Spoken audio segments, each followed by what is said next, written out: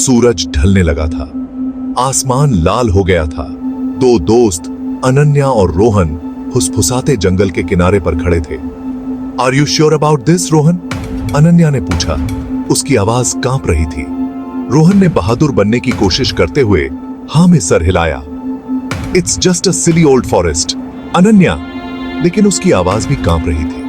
उन दोनों में से कोई भी फुसफुसाते जंगल के पास नहीं जाना चाहता था।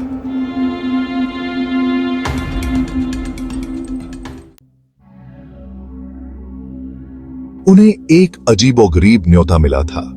यह जंगल के अंदर एक पार्टी के लिए था। Who would have a party here? Ananya ने पूछा, अपने हाथ में न्योता पकड़े हुए। रोहन ने कंधे उचकाते हुए कहा, It doesn't say, but it sounds like fun. वह खुद को उतना ही समझाने की कोशिश कर रहा था जितना अनन्या को। जंगल के अंदर से संगीत गूंज रहा था।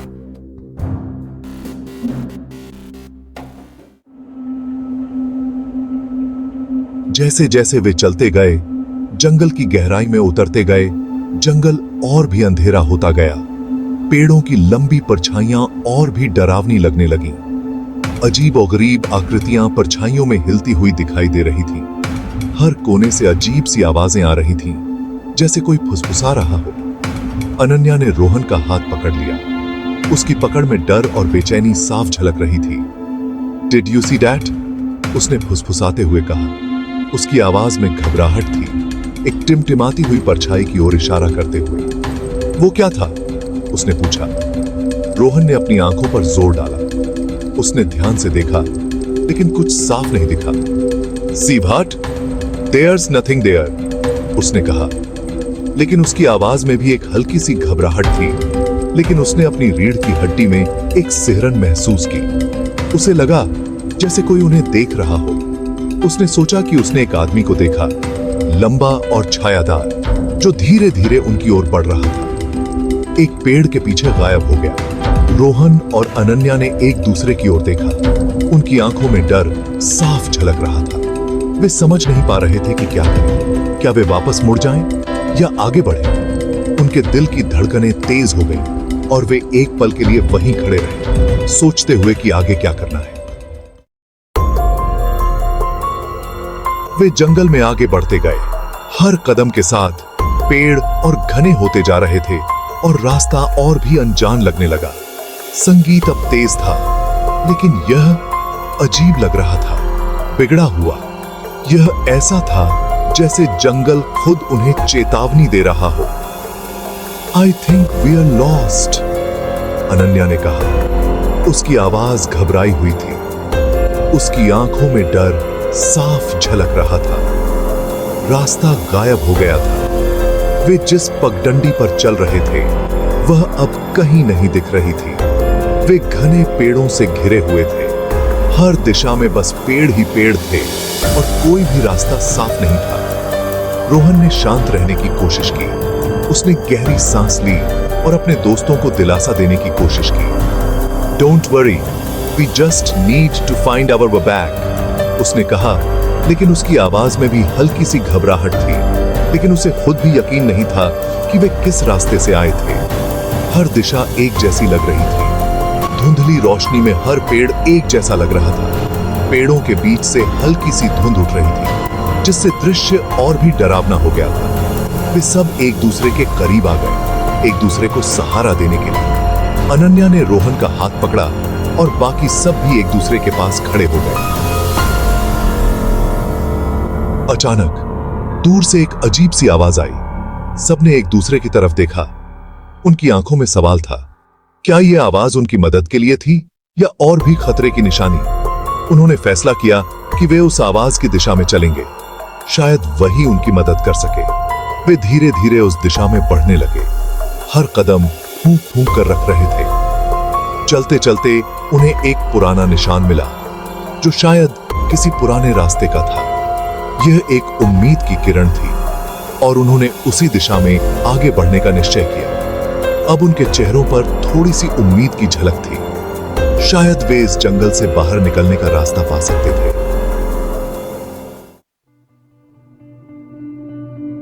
अचानक पेड़ों के बीच से उन्हें एक रोशनी दिखाई दी, एक गर्मा गर्म मनमोहक चमक।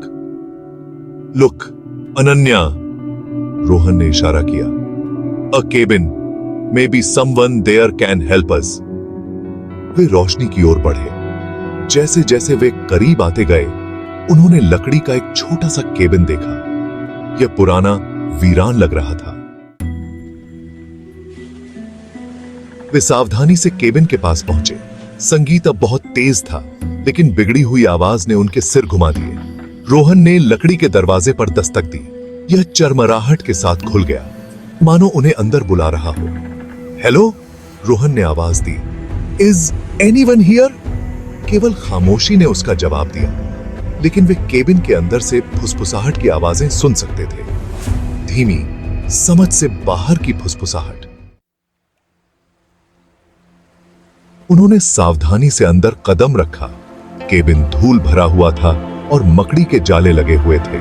फर्नीचर टूटा हुआ और बिखरा हुआ पड़ा था, लेकिन कमरे के बीच में एक अकेला लालटेन चमक रहा था, जिससे लंबी परछाई पड़ रही थी। और उसके बगल में उन्होंने एक मेज देखी। मेज पर मिठाइयों और दावतों का ढेर लगा हुआ था। केक और कैंडी, चमकीले रंग की और स्वादिष्ट दिखने वाली। अनन्या और रोहन दावत को घूरते रहे। वे भूखे और थके हुए थे, लेकिन कुछ ठीक नहीं लग रहा था। Do you think it's safe to eat? Ananya ने पूछा। उसकी आवाज फुसफुसाहट से भी कम थी। रोहन झिझका। उसने एक चमकदार लाल सेब उठाया। यह असली लग रहा था, स्वादिष्ट महक रहा था। अचानक फुसफुसाहट तेज हो गई। वे बच्चों के चारों ओर घूमते रहे, खतरनाक और ठंडे। अनन्या ने रोहन का हाथ पकड़ लिया। Let's get out of here. वह रोई। फुसफुसाहट तेज हो रही थी। गुस्से में वे भागने के लिए मुड़े, लेकिन जैसे ही उन्होंने किया, लालटेन टिमटिमा गई और अंधेरे के उस संक्षिप्त क्षण में उन्होंने उन्हें देखा। चमकती आंखें उनमें से दर्जनों कमरे में घेरे हुए थीं। फुसफुसाहट आंखों से आ रही थी। वे अकेले नहीं थे। लालटेन अपनी पूरी चमक में वापस आ गया। आंखें चली गई थीं। यह एक अजीब और डरावना दृश्य था, जैसे कि किसी ने जानबूझकर इस रहस्यमयी माहौल को बनाया हो। लालटेन की रोशनी ने अंधेरे को चीरते हुए एक अजीब सी शांति फैला दी थी। केवल फुसफुसाहट रह गई। उनके चारों ओर गिद्धों की तरह चक्कर लगा रही थी। ये फुसफुसाहटें जैसे किसी अनदेखी शक्ति की चेतावनी दे रही थीं। हर आवाज में एक गूंज थी जो दिल को दहला देने वाली थी। भयभीत अनन्या और रोहन केबिन से भाग गए। उनके दिल की धड़कनें तेज हो गई थीं और उनके कदमों की आवाजें जंगल की खामोशी में गूंज रही थीं। वे जितना तेज भाग सकते थे, उतना तेज भाग रहे थे, जैसे कि कोई अदृश्य शक्ति उनका पीछा कर रही हो। वे तब तक नहीं रुके जब तक वे जंगल के किनारे पर नहीं पहुंच गए। वहां पहुंचकर उन्होंने एक पल के लिए राहत की सांस ली, लेकिन उनके चेहरों पर अभी भी डर की छाया थी। जंगल के किनारे पर खड़े होकर उन्होंने पीछे मुड़कर देखा, जैसे कि वे सुनिश्चित करना चाहते हो कि वे सुरक्षित हैं। उन्होंने उस रात के बारे में फिर कभी बात नहीं की। वे जानते थे कि जो कुछ भी हुआ था वह उनके जीवन का एक हिस्सा बन चुका था। वे चुपचाप बैठे रहे, अपने विचारों में खोए हुए, और उस रात की घटनाओं को याद करते रहे। लेकिन कभी-कभी अपने सपनों में वे अभी भी फुसफुसाहट सुन सकते थे। ये फुसफुसाहटें उनके सपनों में घुसपैठ कर जाती थीं और उन्हें उस भयानक रात की याद दिलाती थीं। वे अपने बिस्तरों में करवटें बदलते रहते थे और उन आवाजों से छुटकारा पाने की कोशिश करते थे। फुसफुसाते जंगल में उस रात की एक भूतिया याद, यह याद उन्हें हमेशा सताती रही, जैसे कि वह जंगल की आत्मा का एक हिस्सा बन गई हो। वे जानते थे कि वे कभी भी उस रात को पूरी तरह से भूल नहीं पाएंगे और वह हमेशा उनके दिलों में एक डरावनी याद के रूप में बसी रहेगी।